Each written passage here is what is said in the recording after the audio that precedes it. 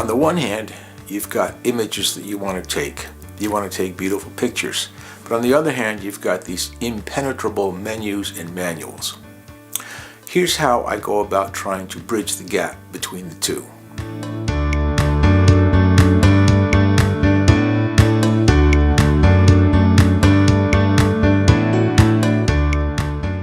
We'll start out by getting familiar with the basic creative tools of photography.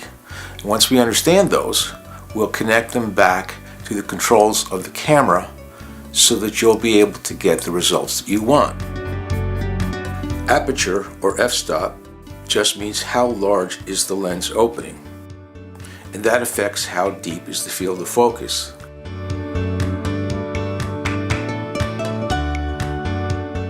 But you'll need to learn how it works with different lenses and with your particular camera and lenses.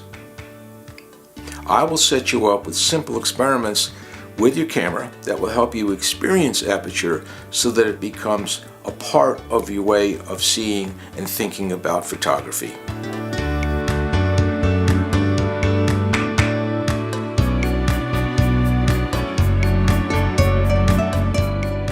Shutter speed might be the easiest creative variable to understand.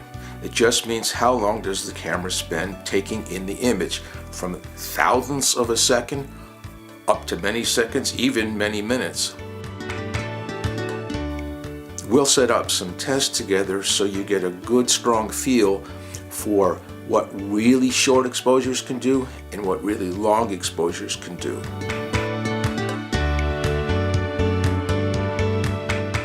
Focal length seems pretty easy to understand. You zoom in or out, or you change lenses. But the ways in which wide angles and telephoto lenses work are often quite surprising. And focal length also affects depth of field, which is supposed to be under the control of our old friend aperture.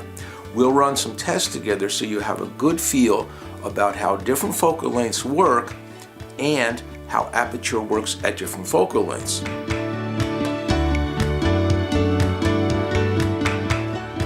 Focus is an interesting creative variable. You can choose where to focus, and of course, the aperture determines how deep is the depth of focus. But that's also affected by the focal length of the lens and how close you are to the subject. We'll sort through this together, and we'll do some exercises with focus so you can see how different focus points work and different apertures work.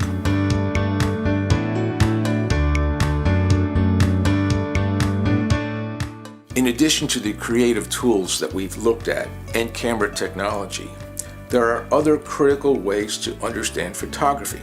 For example, there is developing an understanding of light. Light can be hard or soft and can come from different directions and in different colors. I will help you develop an understanding of the qualities of light. We'll set up some simple tests that will give you a grasp of lighting basics.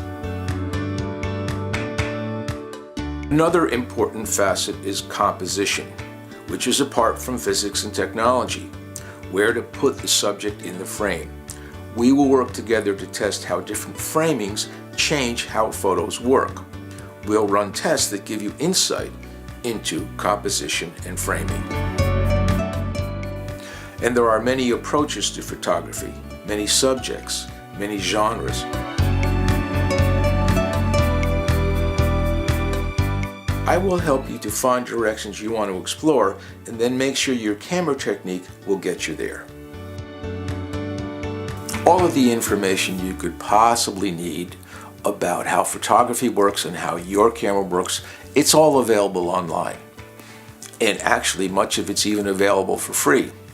But for a lot of people, there is simply no substitute for spending time with a teacher, either in person or by screen share, to help you sort out some of these complexities and get you going. And that's what I'm here for. As we work our way through each of these creative tools, we will dig into your camera's settings and menus to put you in control as we go. We'll also go over when to use program mode, when to use shutter priority, and when to use aperture priority. And we can also go into using programs like Lightroom and Photoshop to adjust your images until they really shine. And we make it all fun. Get in touch. Let's get started.